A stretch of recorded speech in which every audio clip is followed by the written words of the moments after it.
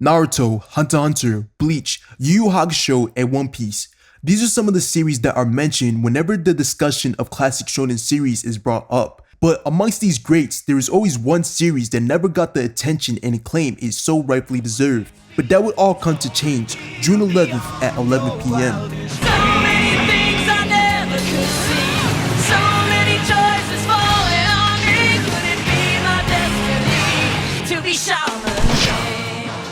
Over 200,000 tweets and 1 million views. When news broke out of Shaman King getting rebooted, it was massive. But when you get down to it, it makes sense why the series got this response. And also, why the creator, Hiroyuki Takei, is living like a baller with a Rari and DeLorean both in his garage. It's because Shaman King is like no other shonen series. Although it borrows from tropes and ideas we're familiar with, it manages to add its own unique spin on them, all while telling a story that makes you think and relook at some of the stuff we go through in our day-to-day lives. The world of Shaman King consists of, you guessed it, shamans. Shamans have the ability to link this world with the next, but the real kicker here is with the shaman fight. Every 500 years, the shaman fight occurs, a tournament where shamans from all over the world fight with the winner becoming one with what's known as the Great Spirit, which is basically God of the planet. After becoming one with the Great Spirit, said person gains the ability to literally reshape the world in whatever way they see fit. Because of the nature of this tournament, you get characters from different cultures, tribes, and families with centuries of training and customs passed down to them, all competing to get a chance at winning this grand, larger-than-life tournament. At first glance, people look at Shaman King and make comparisons between it and JoJo's Bizarre Adventure, mainly because they see the spirits floating behind people in Shaman King and go, whoa, 1 + 1 = 2. A ghost and a stand must be the same damn thing. I went to Harvard, by the way. If you think this, I gotta say, you're tripping. The power system of Shaman King is multifaceted. You see people that use spirits in all types of crazy ass ways. Shaman King features abilities like the Hyogotai and Oversouls. A Hyogotai is when a shaman becomes one with a spirit, which allows that spirit's skills and techniques to be at the shaman's disposal. For example, if Guaz had the Mike Jack spirit, he could be moonwalking all over the goddamn place like no other. Take this concept up a notch and then you got Oversouls, which are solidified manifestations of spirits through objects known as mediums. Oversouls are powered and formed through a shaman's Furyoku, which is a living being's spiritual energy. As a result of being made of Furyoku, Oversouls don't fully exist on a physical plane. As such, they can only be beaten with Furyoku. They can only be beaten by other Oversouls. If this sounds crazy to you, it gets even crazier when you hear just what can be done with Oversouls. This guy uses animal spirits to fly that he then can combine to shoot lasers out of a big ass cannon. This girl uses the god of justice Shamash to put people in torture devices. And this guy fights with a homicidal mariachi band. But of course, this wouldn't be a real Shaman King video if I didn't mention the fact that there's a group of people who fight using transforming Lamborghini angels. The power system of Shaman King is goddamn nuts, and this is just the tip of the iceberg of what characters can do in Shaman King. But just as crazy as the power system is Shaman King's outlandish story.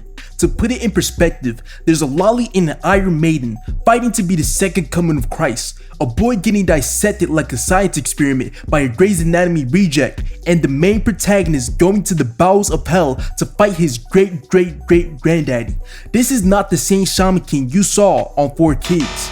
Shaman King is filled with twists and turns up to the very last chapter. There's too many times to count where I got caught off guard and had to read panels twice just to make sure I caught what I saw right. Although there's a good amount of sweet fights, what blows them out the water is all the stuff Shaman King has to say. It bravely tackles themes like justice, revenge, atonement, and so many more to name in just this one video.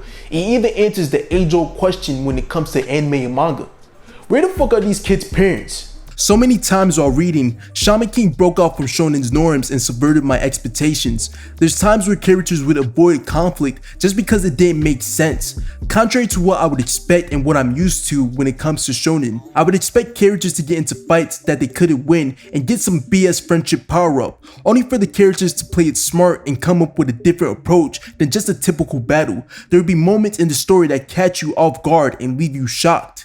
An aspect of Shaman King that people fall in love with are the characters. Some of my personal favorites are Talking Cat and Ren and Stimpy with big ass nut sacks.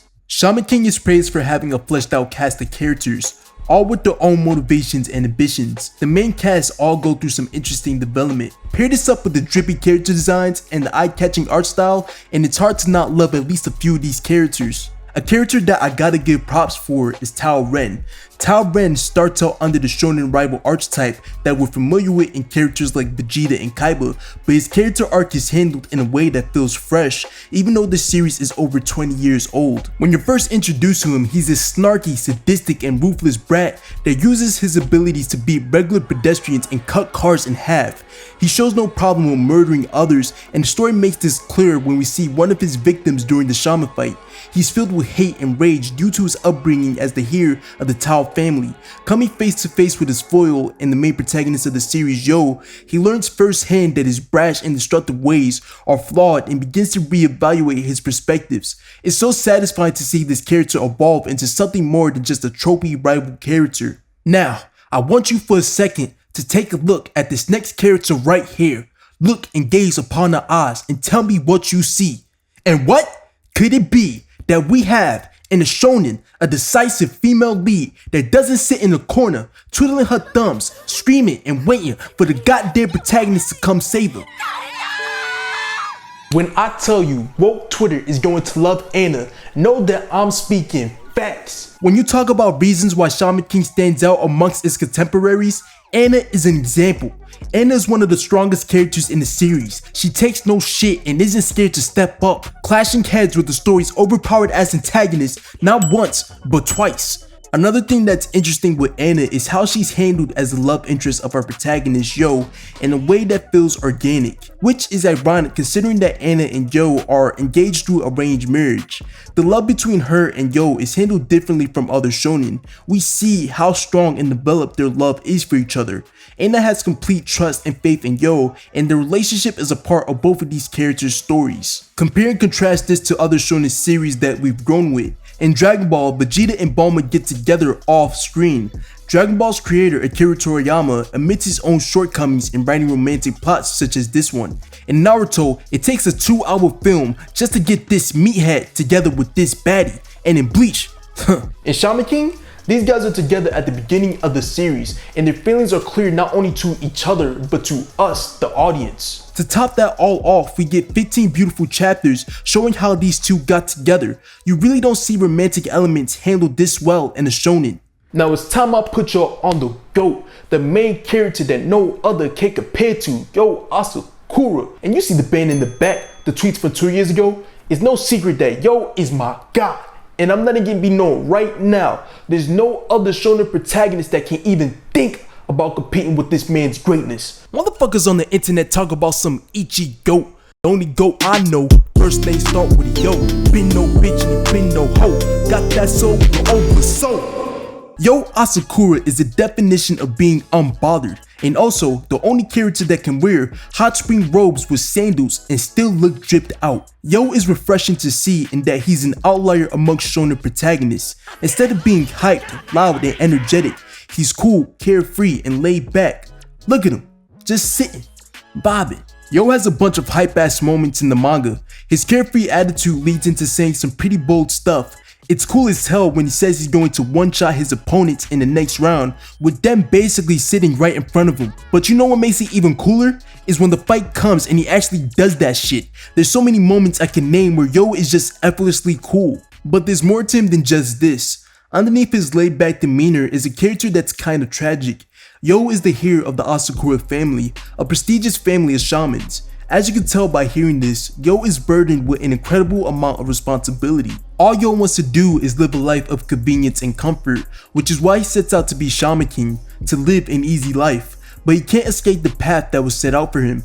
Despite his slacker attitude, he trains constantly and makes sacrifices for not only his own goal, but also to handle the responsibility that is placed onto him. He steps out of his comfort zone, goes against his way of life and moral code, just to achieve this goal and to take on the burden placed on him, known as destiny. Shonen protagonists having monumental goals is nothing new, but the sacrifice it takes to reach these goals are rarely highlighted.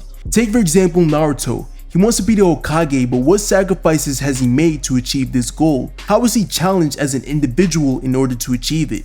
Yoh's story has a beautiful take on this. Great things in life don't come without hardship or struggle, and Yoh's story displays this in a bittersweet way that hits home.